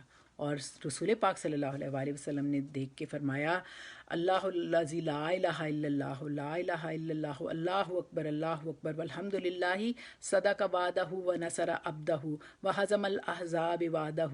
اللہ سب سے بڑا ہے، تمام تعریفیں اللہ سبحانہ وتعالیٰ ہی کے لیے ہیں. اپنا وعدہ اس نے سچ کر دکھایا، اپنے بندے کی مدد فرمائی اور تنہا سارے گروہوں کو سبحان اللہ شکست دے دی. پھر فرمایا حاذا فرعون حاذل امتی، حاذل فرعون حاذل امتی، یہ اس امت کا فرعون ہے یعنی ابو جہل. اور قیدیوں اور مال غنیمت کو لے کر روانہ ہوئے اور وادی صفرا کے قریب پہنچے تو تقسیم غنیمت کا حکم نازل ہوا. چنانچہ آپ نے خمس کا نکال کر باقی مال غنیمت مغازیوں میں تقسیم کر دیا اور پھر وادی صفرا سے آگے دوسرا شروع کیا اپنا سفر. اور پھر اس کے بعد جو رسول پاک صلی اللہ علیہ وآلہ وسلم کے اور سربراہ آتے گئے اور انہوں نے مبارکیں دینے لگے. اور پھر جو روحات پہ آپ صلی اللہ علیہ وآلہ وسلم کی ملاقات مختلف سربراہان سے ہوتی رہی. بہت عزت اور شان و شوکت سے مدینہ میں داخل ہوئے. ہر طرف دشمنان اسلام مرغوب ہو گئے. مدینہ کے بہت سے کفار اسلام لے آئے. اسی موقع پر عبداللہ بن ابی اور اس کے ساتھیوں نے بھی دکھاوے کے لیے اسلام قبول کر لیا، اور وہ ہمیشہ آپ کو پتہ ہے کہ مسلمانوں کے دل سے خلاف ہی رہا. بظاہر اس نے اسلام قبول کر لیا. اور بہرحال یہ جنگ بدر پہ میں نے ایک چھوٹا سا نوٹ بڑی محنت سے تیار کیا تھا، کیونکہ آپ دیکھیں کہ سیرت کی کتب آپ ضرور پڑھنے کی عادت ڈالیں. یقین کریں آپ لوگوں کو بہت سی ہم لوگوں کو اپنی غلطیاں اور اپنے آپ کو کریکٹ کرنے کا اور اپنے اعمال کو درست کرنے کا موقع ملے گا نبی پاک کی خوبصورت سیرت پاک سے. انشاءاللہ تعالی اللہ تعالی ہمیں جوڑے رکھے. اب یہ ہے کہ جو اگلی آیات ہیں وہ چونکہ ٹائم ہو گیا ہے پورا، تو انشاءاللہ ہم اگلی بار پڑھیں گے. میں نے آپ لوگوں کو آیت نمبر 41 کی جو ورڈ میننگ ہے اور ان کی جو ایکسپلینیشن ہے اکارڈنگ ٹو عربی گرامر کے اور عربی زبان کے سمجھنے کے لیے وہ میں نے بھیج دی تھی. تو آپ لوگوں کو پتہ ہوگا. میں اب پوچھتی جاتی ہوں تو آپ بتا دیں، کیونکہ اس دفعہ ہمارا بہت زیادہ وہ آپ لوگوں کو اچھا لگا ہے، آپ لوگوں کو سمجھ آئی ہے، مجھے صحیح بتائیے گا. الحمدللہ بہت اچھا لگا. ہاں نبی پاک کی میں نے نا بڑے پیار سے، مجھے بہت مزہ آتا ہے. میرے پاس نا لکھی ہوئی ہے نا نبی پاک کی سیرت کی کتب، میں نے اتنی ساری میں نے رکھی ہوئی ہے نا، تو مجھے میرا دل کرتا ہے، میں سمجھ ہی نہیں آتی کیا لکھو تو کیا چھوڑو نا. تو میں کہتی ہوں کہ آپ سب لوگ پڑھیں، بہت مزہ آئے گا. رحیق المختوم بھی ہے، تجلیات نبوت بھی ہے، مولانا شبلی نعمانی کی بھی ہے، پھر مختلف علماء نے تفسیر کے اندر بہت پیاری سیرت سے باتیں لکھی ہیں. آپ لوگ عادت ڈال لیں تو بہت ہی سکون ملتا ہے اور اللہ کا قرب ملتا ہے. نبی پاک کی سیرت سے روشنی ملتی ہے. اللہ ہمیں عطا کرے. تو اب میں آپ سے پوچھتی جاتی ہوں، آپ مجھے بتاتے رہیے گا. ہم آیت نمبر 41 کو آپ لوگ ایکسپلین کر دیجیے گا. والمو، جی والمو کیا ہے؟ پہلے تو اس کا روٹ ورڈ بتا دیں. جی کون بتائے گا؟ آپ بتاتے جائیں. تمہارا کام بہت اچھا تھا سمیرا، آپ کو تو بیٹے بہت اچھا تم لوگوں کو آنا چاہیے. نمرہ ملائکہ کوئی بھی بتاؤ.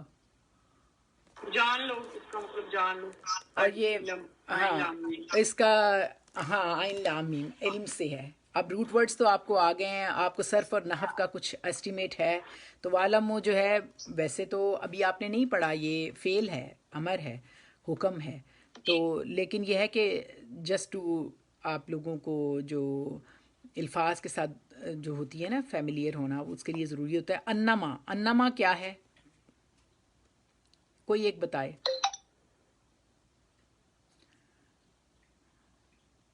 جی بتائیں. انما، ہاں جی آپ بتائیں. یہ دو اصل میں جڑے ہوئے ہیں، انا اور ماں. انا مشدد الفعل اور ماں اس میں مسئول ہے. اس کا مطلب کہ جو کچھ. ہاں کہ جو کچھ. غنیم تم، یہ فعل ماضی ہے، تم لوگوں نے غنیمت حاصل کی. اچھا آپ لوگوں نے جو نہیں نا پڑھا ہوا، لیکن جو جس نے پڑھا ہوا ہے، جس کو نا فیل آپ نے نہیں پڑھا، لیکن آپ دیکھیں کہ جو تھوڑا بہت آپ کی ہیلپ ہو جائے گی سمجھنے میں، آپ کو الفاظ آپ ان سے دوستی ہو جائے گی، آپ کو پتہ ہوگا. غنیم تم اس کا روٹ ورڈ کوئی بتا دے، اس کا روٹ ورڈ کیا ہے؟ غین نون میم. ہاں غنم، میں نے بولا بھی تھا نا. من شعین کیا ہے؟ من شعین یہ من حرف جار ہے، شیئن جو ہے وہ مجرور ہے ایکسیلنٹ، اور بالکل مرکب جاری ہے. بالکل، یہ مرکب جاری ہے. من شعین کچھ بھی، کوئی بھی، بالکل بھی کچھ بھی. فَأَنَّا لِلَّهِ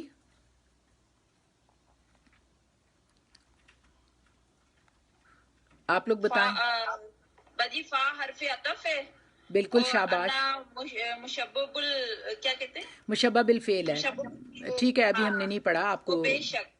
ہاں تو جو ہے نا یہ فا رابطے والا بھی ہوتا ہے، ہاں جی. تو بے شک للہ جو ہے وہ مرکب جاری ہے. ایگزیکٹلی، ماشاء اللہ، مرکب جاری ہے. لام حرف جار ہے اور اللہ اسم ہے. للہ، سبحان اللہ، حرف جلالہ ہے. اور خمسہ کون ایکسپلین کرے گا؟ ذرا سمیرا اس کا آپ مطلب ہے پانچواں، اور ہاں، ہو کی ضمیر لگی ہوئی ہے، اور ہو کی ضمیر اور کس طرف جا رہی ہے؟ یہ ضمیر جو ہے خموسوں کی طرف ہی ہے، خموسہ. اور یہ جو ہے نا یہ واحد کی ضمیر ہے، واحد ہے، بالکل واحد ہے. واحد مذکر ہے. ہاں واحد مذکر ہے. تو آپ دیکھیں یہ جو ہے نا خمسوں میں 5 حصے ہیں نا، تو ہو کی ضمیر جاری ہے. وہ 5واں حصہ جو بھی میں نے آپ کو بتایا تھا نا کہ وہ 5واں حصہ، پانچویں حصے کی طرف. ہاں اس کا ایک حصے، پانچواں حصہ. ہاں 5واں حصہ جو ہے نا ایک، اسی لیے ہو کی ضمیر واحد آئی ہے. تو ضمیر ہمیشہ راجی ہوتی ہے، رجوع کرتی ہے، اپنے مرجع کی طرف لوٹتی ہے. تو اس کا مرجع پیچھے ہی ہے خمس میں جو 5واں حصہ ہے. جزاک اللہ، آپ لوگوں نے بڑا اچھا ایفرٹ کیا ہوا ہے. وَلِلرَّسُولِ، اب وَلِلرَّسُولِ کو کون ایکسپلین کرے گا؟ جو ہے نا حرف عطف ہے، اور للرسول جو ہے وہی مرکب جاری ہے. ایگزیکٹلی. اور رسولی، جار میں رسولی جو ہے وہ اس کے زیر ہے. ہاں یہ جار مجرور ہے. اب آپ اس کو جو ہے نا، حرف جار کی وجہ سے. ہاں حرف جار کی وجہ سے رسول کے نیچے جار آئی. یہ جو ضمیر تھی وہ غنیمت کی طرف جائے گی، یعنی غنیمت کا 5واں حصہ ہوگا نا، مال غنیمت. ٹھیک ہے، مال غنیمت میں جو 5واں حصہ ہے تو پھر وہ مال غنیمت کی طرف جائے گی. وہ لفظوں میں نہیں آیا ہوا، لیکن وہ جو غنم تم میں فائل ہے نا اس کی طرف جا رہا ہے. یہ تھوڑی مشکل تھی. ہاں ہم نے ابھی کیا بھی نہیں نا فیل، ہم ابھی اسم کے ہیں نا. چلو ٹھیک ہے، آپ کو اگر لگے تو آپ کر سکتے ہو، جس کو ایکسپلین کرنا ہو، اگر پتہ ہو، ہم سے کوئی کوتاہی نہ ہو جائے. بہرحال ہم جتنا پڑھا ہے اس کے مطابق ہم اس کو اینالائز کرتے ہیں. واو حرف عطف ہے. للرسولی آپ نے بتا دیا جار مجرور ہے. لام جو ہے حرف جار ہے، اور رسولی کو اس نے جر دی، رسول کے لیے. اور ولی ذل قربا. اچھا شبانہ اس کو نا، اسی طرح یہ بھی حرف عطف ہے واو، اور لی جو ہے یہ حرف جار ہے. ذل قربا جو ہے لی ذل قربا، ہاں یہ جار مجرور ہے. شبان عظمیٰ یہ بھی جار مجرور ہے، اضافی تو نہیں ہے، مرکب اضافی بھی ہے. یہ بہت انٹرسٹنگ ہے. مرکب جاری ہے یہ. مرکب جاری کافی بن کے آ رہا ہے نا. ایگزیکٹلی، بالکل سمیرا، بالکل ایکسیلنٹ. مرکب جاری مرکب جاری جو ہے وہ مضاف بن کے آیا ہے. آگے قربا جو ہے نا، یہ قربا کی جو حالت ہے نا، محلن ہم کہیں گے کہ یہ جری حالت میں ہے. اب اس کو جو ہے نا ایکسپلین کرے گی شبانہ. نا شبانہ اس کو ذرا عطف اور معطوف کے مطابق ایکسپلین کر دو. اچھا، یہ پہلے سب سے للہ ہی آیا تھا نا لام کے ساتھ جار مجرور، تو جو ولی ہے نا یہ اس پہ عطف کر رہا ہے، یعنی کہ للہ ہی جو ہے وہ معطوف علیہ ہے، اور واو عطف اور للرسولی عطف. پھر یہ آگے لازی پہ کیا اس نے، تو یہ پھر للرسولی معطوف علیہ بنا، اور واو عطف اور لازی جو ہے وہ मतूफ बना। इसी तरह ये फिर वल यतामा पे भी है, वल मसाकीन पे भी, वब्न सबील, ये इन सारे एक दूसरे पे नातफ कर रहे हैं, यानी कि मतूफ, हर लफ्ज मतूफ अलैह भी बन रहा है और मतूफ भी बन रहा है। अगर अतफ देखें, कहते ये हैं ना लिख भेजती है। अतफ और मातूफ मकसद ये है कि ये आपस में इंटरलिंक्ड हैं, एक दूसरे पे असर अंदाज हो ये रहे है हैं। ऐसी, यानी कि कोई भी चीज अल्लाह के लिए है, उसके रसूल के लिए है, कराबतदारों के लिए है, यतीमों के लिए है, मसाकीन के लिए है और मुसाफिरों के लिए उसका 5वां हिस्सा है। और इसमें मज़े की बात यह है, जो मैंने आपको कहा था कि इसके अंदर 5 से 6 मुरकबे इजाफी हैं इस सिर्फ एक आयत के अंदर। तो आप लोगों को जिसने काम किया है उसके लिए ढेरों दुआएं हैं, और जिन्होंने नहीं किया वो गौर करें, उनको बहुत अच्छा लगेगा, क्योंकि अल्लाह ताला ने इंसान से चाहा है, वो कहते हैं कि तदब्बुर करो, तफक्कुर करो। अल्लाह ताला ने फरमाया कि तदब्बुर, तफक्कुर, तशक्कुर इसी तरह होगा कि आप इसको गौर करें। वली रसूली ये मरकब जारी है। वली ज़िल कुर्बा जो है ये भी लिजिल लाम हरफ जार है, जी जो है मजरूर है, जार मजरूर, और अल कुर्बा ये भी मुज़ाफ़ अलैह बन के आ रहा है। तो मरकब जारी जो है वो मुज़ाफ़ है और अल कुर्बा मुज़ाफ़ अलैह है। वल यतामा बाकी तो सारे एक दूसरे के ऊपर अतफ कर रहे हैं। उसमें अब आगे चलें, वब्न सबील क्या है? वब्न सबीली ये कौन बताएगा? ये भी फातिमा, ये भी मरकब इजाफी है एग्जैक्टली मुसाफिरों के। हाँ, हाँ, के आ रहा है ना मुसाफिर के लिए। मुसाफिरों के लिए और आप बताएं ना इसको कि रास्ते, वैसे इसका मतलब जो होता है, लफ्जी मतलब होता है रास्ते का बेटा। हाँ, क्योंकि इबन कहते हैं बेटे को और सबील कहते हैं रास्ते को, लेकिन यहाँ पे क्या बनेगा? यानी मुसाफिर, मुसाफिरों के लिए।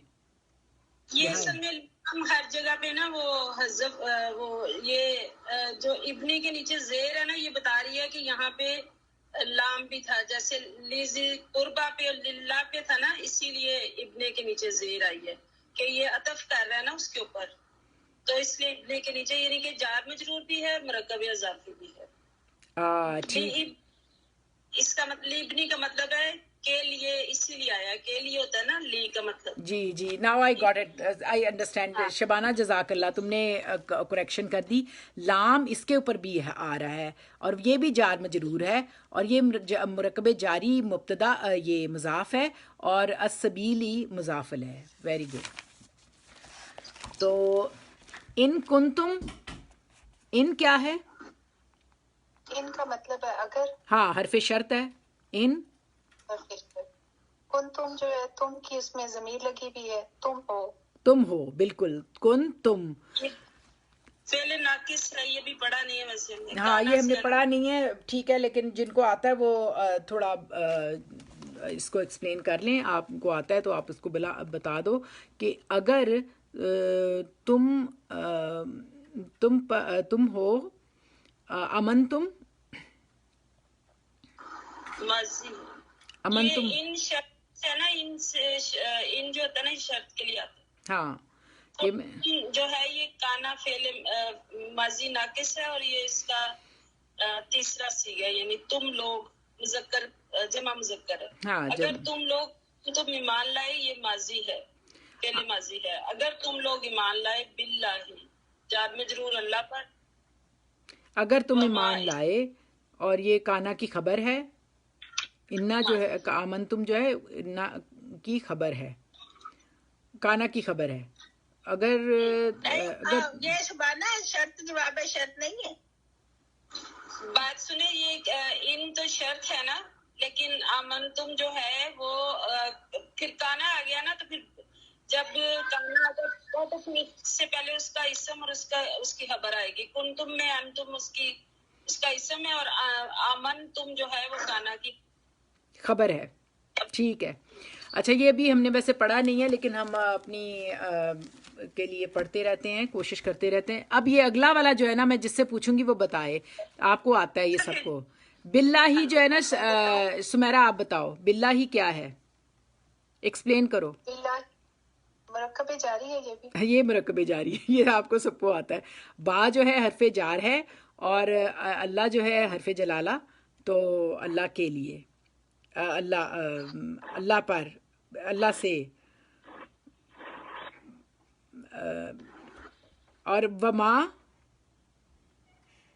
کا مطلب ہے اور جو. واؤ جو ہے، واؤ جو حرف عطف ہے. ہاں، اور ماں جو ہے جو. ماں کا ماں معطوف ہے. یہ بھی ہم نے پڑھا نہیں ہے. یہ ابھی انہوں نے نہیں پڑھا، لیکن آپ کو پتہ ہے یہ بڑا عرصہ لگتا ہے معطوف اور معطوف علیہ کو سمجھنے کے لیے. جو جملہ اسمیہ میں آتا ہے نا، یہ ایک دوسرے کے اوپر عطف کر رہے ہوتے ہیں. کبھی یہ مبتدا بن کے آتے ہیں اور کبھی خبر بھی بن کے آتے ہیں. تو بہرحال یہاں پہ واؤ ماں اور جو انزلنا کے اوپر نا کی ضمیر لگی ہوئی ہے. ہم نے نازل کیا. ہاں، نا یہ فعل کا حصہ ہوتا ہے. انزلنا اس کو کہتے ہیں ماضی جمع متکلم. ہاں، فعل ماضی متکلم جمع. ہاں ٹھیک ہے، آپ نے ٹھیک کیا، ہم نے اتارا. ہاں ہم نے اتارا، یعنی اس میں نحنو کی ضمیر ہے نا، نام ہے ہم نے اتارا. اللہ سبحانہ و تعالیٰ فرما رہے ہیں کہ ہم نے اتارا. اللہ، اب یہ آپ کو آتا ہے اگلا والا نا، تو آپ باری باری بتائیں. اللہ جو ہے یہ بھی حرف جار ہے. اللہ اور عبدی بندے پر نا کی اس پہ ضمیر لگی ہوئی ہے، اپنے بندے پر. جی ویری گڈ. اب سمیرا آپ ایکسپلین کرو، آپ نے بڑا اچھا لکھ کے بھیجا تھا، بولو. جی اللہ جو ہے یہ حرف جارا ہے، تو اس نے ابدی کے نیچے زیر دی ہے. Very good. جو جار اور مجرور ہے، اللہ جار ہے اور ابدی مجرور ہے، تو یہ جار اور مجرور جو ہے یہ مضافی بن رہا ہے. اور پھر نا کا سیگا ہے نا ہم کا، تو وہ بن رہا ہے مضاف لہ بن رہا ہے. ہم نے اپنے بندے پر اتارا، مضاف اور مضاف لہ بھی بن رہا ہے اور جار مجرور بھی بن رہا ہے. ایکسیلنٹ، بالکل صحیح. تو ایک آپ نے بڑا اچھا سمیرا بتایا، لیکن ایک بات آپ کلیئر کر لیں کہ اللہ اور ابدی جو ہے یہ جار مجرور ہے، اور ابدی نا جو ہے یہ مضاف ہے. یعنی کہ آپ یہ نہیں کہیں گے کہ جار مجرور مضاف بن رہا ہے. ٹھیک ہے، یہ آپ نے بہت اچھا بتایا، آپ نے لکھا بھی بڑا اچھا ہوا تھا. مجھے سمجھ نہیں آئی، العبد جو ہے وہ ابدی. ہاں مطلب ہوتا ہے اللہ تو حرف جار ہے، لیکن ابدی نا جو ہے وہ مضاف اور مضاف علیہ ہے. ابدی نا نہیں، ابدی ہے نا، اس کی دو حیثیت ہے. ایک یہ مبتدا، ہاں یہ ایک مضاف بھی ہے اور مضاف علیہ بھی ہے. جب آپ لکھتے اللہ جو ہے نا وہ جار اور ابدی ایک تو بن رہا ہے نا، جار مجرور بن رہا ہے، اور دوسرا مضاف اور مضاف لہ بن رہا ہے. ہاں تو وہ اس سے ٹھیک ہے نا. آپ بول ٹھیک رہی، لیکن آپ کو میں کنفیوژن یعنی ایک چیز کلیئر کر لیں کہ اللہ اور ابدی ایک چیز ہے اور ابدی اور نا دوسری چیز ہے. آپ کہہ رہی تھی کہ جار مجرور مضاف بن رہا ہے، ایسے نہیں کہنا ہے کہ ابدی مضاف ہے اور نا مضاف ہے. چلیں وہ ٹھیک ہے، وہ نا ابدی آپ نے کہا ہے کہ مضاف ہے اور نا جو ہے مضاف علیہ ہے. ٹھیک ہے. یوم الفرقانی، اب یوما جو ہے یوم الفرقانی یہ بھی مضاف علیہ، یہ مرکب اضافی ہے.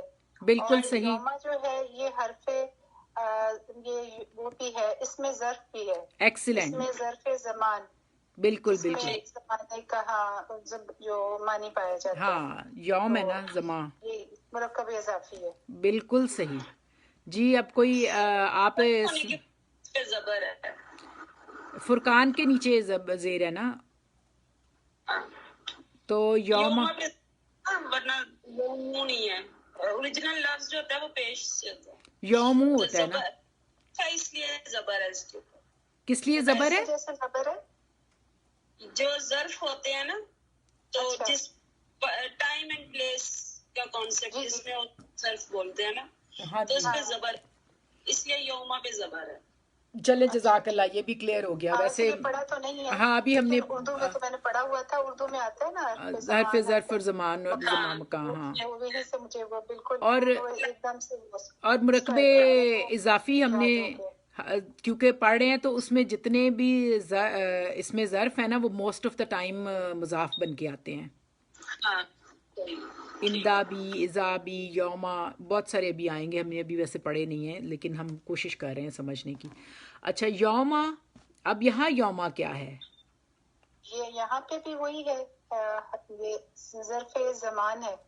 अच्छा यहाँ इंटरेस्टिंग बात है कि वो तो है लेकिन ये बदल है। बदल ये है, अगर ये भी हम क्योंकि अगर सीखेंगे। एक इसको हटा देना तो फिक्रा मुकम्मल रहेगा।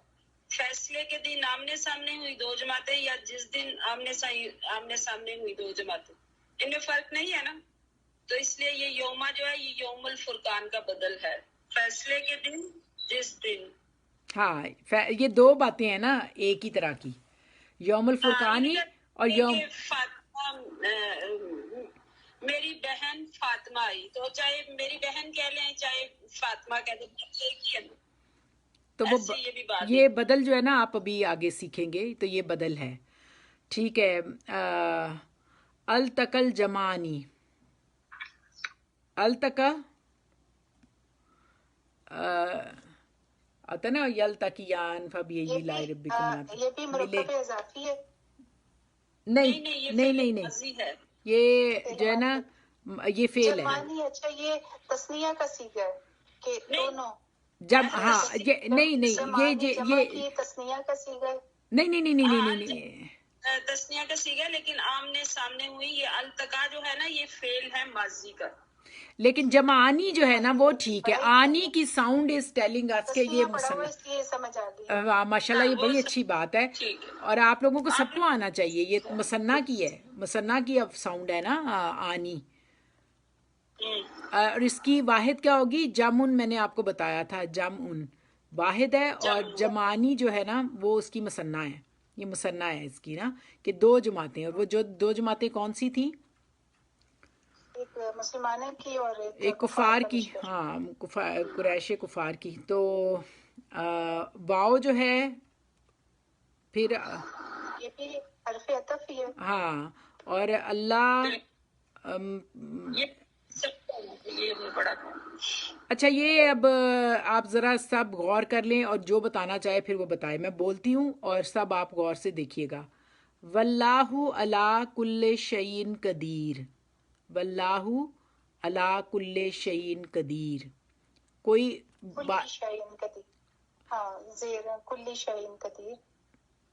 इसमें क्या बताना है? दर अलग-अलग से, तो अला तो हरफ जार है। हाँ जी, और कुल्ली शयइन, शयअन, शयइन, शयअन, कुल्ले शयइन, तो हुआ मुरक्कब जारी।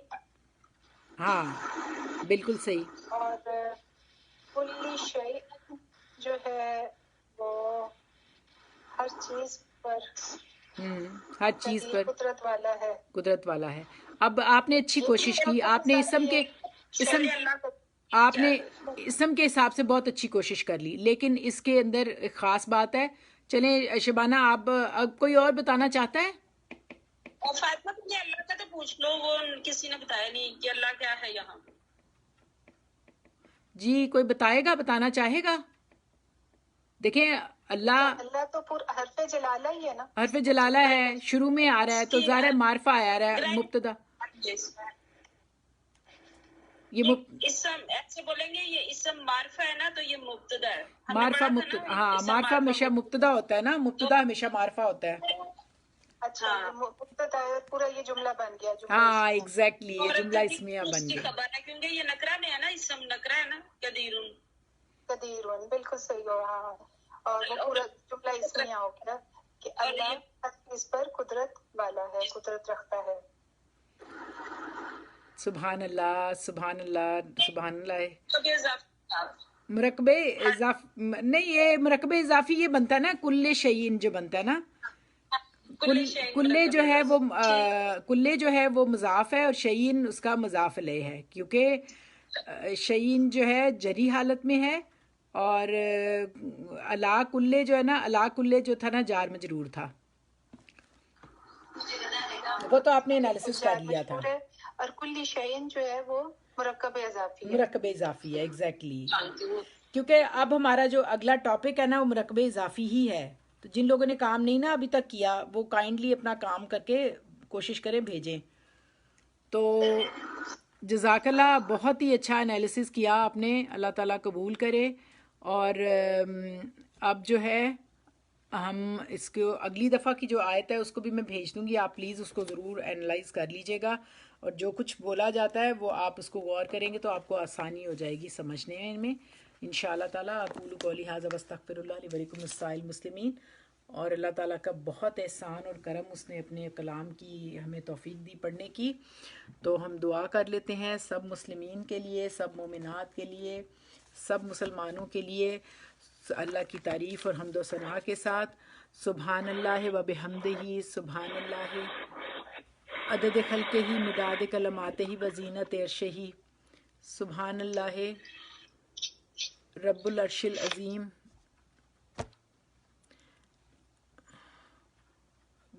सुबहानकल्लाहुम्मा व बिहम्दिका नशहदु अन ला इलाहा इल्लल्लाह नस्तगफिरुका व नतूबु इलैक। ए अल्लाह, ए रहमान और रहीम परवरदिगार, तमाम हम्द व सना आप ही के लिए है। आपका शुक्र है आपने हमें ये कलाम अता किया। ए मालिक कुल, इसको पढ़ने में, इसको समझने में हमसे जो भी कमियां कोताहियां हैं हम उसी तरह माफ़ी मांगते हैं जैसे आपने नबियों को कुरान पाक में और हमें सबको सिखाया। और सबसे पहले हमारे अबुल बशर हज़रत आदम ने ये दुआ मांगी, हम भी दुआ मांगते हैं। रब्बना ज़लमना अनफुसना व इल्लम तग़फ़िर लना व तरहमना लनकूनन्ना मिनल ख़ासिरीन। हमारे प्यारे हज़रत यूनुस ने मछली के पेट में दुआ मांगी, हम भी वही दुआ मांगते हैं। ला इलाहा इल्ला अंता सुब्हानका इन्नी कुन्तु मिनज़ ज़ालिमीन। रब्बना अस्तग़फिरुल्लाह रब्बी मिन कुल्लि ज़ंबिन व अतूबु इलैह। ए मालिक कुल, हमें कोई ऐसी आजमाइश ना दीजिएगा जिसके काबिल हम नहीं हैं। ला युकल्लिफुल्लाहु नफ्सन इल्ला वुस्अहा लहा मा कसबत व अलैहा मक्तसबत। रब्बना ला तुअख़िज़ना इन नसीना अव अख़्ताना रब्बना वला तहमिल अलैना इसरन कमा हमलतहु अलल लज़ीना मिन क़ब्लिना रब्बना वला तुहम्मिलना मा ला ताक़ात लना बिही वाफ़ु अन्ना वग़फ़िर लना वरहमना अंता मौलाना फ़ंसुरना अलल क़ौमिल काफ़िरीन फ़ंसुरना अलल क़ौमिज़ ज़ालिमीन फ़ंसुरना अलल क़ौमिल फ़ासिकीन। ए पाक परवरदिगार, रहमान और रहीम परवरदिगार, हम दीन और दुनिया की सब के लिए, जो हमारे साथ मेरी मोमिनात बहनें हैं और जो भी मेरे साथ मोमिन भाई हैं साथ, ए परवरदिगार उन सब के लिए हम ख़ास दुआ मिल के करते हैं। आप कहते हैं अजीब दावत दाई एज़ादान, आप कहते हैं अब मुझसे दुआ मांगो, और हम अपने परवरदिगार से ही दुआ मांगते हैं कि ए मालिक कुल रब्बना आतिना फ़िद दुनिया हसनतुम व फ़िल आखिराति हसनतुम व क़िना अज़ाबुन नार। आप फरमाते हैं अजीब दावत दाई इज़ादान, तो हम अपने रब से दुआ मांगते हैं मैं यजीबुल मुस्तरा इज़ादा यक्शिफुस्सूआ। आपके सिवा कोई मालिक कुल नहीं, कोई खालिक नहीं, कोई मुश्किल कुशा नहीं है। मालिक कुल, हमारी मुश्किलों को अपनी रहमत के साथ आसान फरमा दीजिए। आप फरमाते हैं ला युरीदुल्लाहु बिकुमुल युस्र वला युरीदु बिकुमुल उसर। हम दुआ मांगते हैं रब्बि यस्सिर वला तुअस्सिर व तम्मिम बिल खैर व बिका नस्तईनु। ए अल्लाह, ए मालिक कुल, हमसे बहुत कोताहियाँ होती हैं, हम कमज़ोर हैं, हम आजिज़ हैं, अपना भी भला नहीं कर सकते। या परवरदिगार, हमें माफ़ कर दीजिएगा और हमें एहदिन सिरातुल मुस्तकीम अता कीजिएगा। ए परवरदिगार, जो भी बुज़ुर्ग और जो भी मेरे वालिद, मेरे बच्चों के वालिद, और जो भी दुनिया से, इस दुनिया से जो भी हमारे बुज़ुर्ग, मेरी उज़्मा का बेटा और जो यहाँ पे मेरी 7 बहनें हैं उनके बुज़ुर्ग इस दुनिया से रुखसत हो गए, उनके लिए हम ख़ास दुआ मांगते हैं। अल्लाहुम्मा अग़फ़िर लिहय्यिना व मय्यितना व शाहिदना व गायबिना व सगीरना व कबीरना व ज़करना व उनसना। अल्लाहुम्मा मन अहयैतहु मिन्ना फ़अहयिही अलल इस्लाम व मन तवफ़्फ़ैतहु मिन्ना फ़तवफ़्फ़हु अलल ईमान। ए पाक परवरदिगार, जितने भी लोग मेरे साथ हैं उनके दिल की जो मुरादें हैं परवरदिगार उन्हें अपनी रहमत से रहमत बना के अता फ़रमा दीजिएगा। या अल्लाह, हम पे रहम के साथ मामलात कीजिएगा। मेरा प्यारा मुल्क पाकिस्तान, या अल्लाह, ये पाक सरज़मीन ला इलाहा इल्लल्लाहु मुहम्मदुर रसूलुल्लाह के नाम पे हासिल की गई थी। है मालिक कुल, इसकी हिफाजत कीजिएगा, इसको बुरी नज़र से, बुरे लोगों से, शर से बचा के रखिएगा। पाक परवरदिगार, हमें नेक और साले हुक्मरान अता कीजिएगा। ईमान की सलामती के साथ हमारे इस्लाम को सरबुलंदी अता कीजिएगा। ए परवरदिगार, जो जो बीमार हैं, आप कहते हैं वाइज़ा मरस्तफ़ा व यशफीन, हम आप ही से उन सब के लिए दुआ करते हैं। मेरे भाई की जो बेटी का उसने कहा, और जिसने मुझे بیمار نے دعا کے لیے کہا ہے مالک کل ان سب پریشانوں کو، بیماروں کو، مشکل میں اے پروردگار ان کو آسانیاں عطا کیجیے گا۔ اے پروردگار اللہم آرنا الحق حقا ورزقنا الاتباع وارنا الباطل باطلا ورزقنا الاجتناب۔ لا الہ الا اللہ وحدہ لا شریک لہ لہ الملک ولہ الحمد وہو علی کل شیء قدیر۔ اللہم لا مانع لما اعطیت ولا معطی لما منعت ولا ینفع ذا الجد منک الجد۔ اے پاک پروردگار جو کچھ مانگا اپنی رحمت سے عطا کیجیے گا، جو نہیں مانگ سکے ہمارے حق میں بہتر ہے وہ سب بھی عطا کیجیے گا، اور ایک کرم اور کیجیے گا دم آخر ہم سب کے دل و زبان اس بات کی گواہی دے رہے ہوں لا الہ الا اللہ محمد الرسول اللہ، نشہد ان لا الہ الا اللہ نستغفرک و نتوب الیک۔ سبحان ربک رب العزت عما یصفون وسلام علی المرسلین والحمد للہ رب العالمین، آمین ثم آمین۔ السلام علیکم ورحمۃ اللہ وبرکاتہ۔ انشاءاللہ اگلی دفعہ 42 آیت کے ساتھ ہم سورۃ الانفال پڑھیں گے۔ اللہ تعالیٰ قبول فرمائے سب کا آنا اور پڑھنا پڑھانا۔ جزاک اللہ۔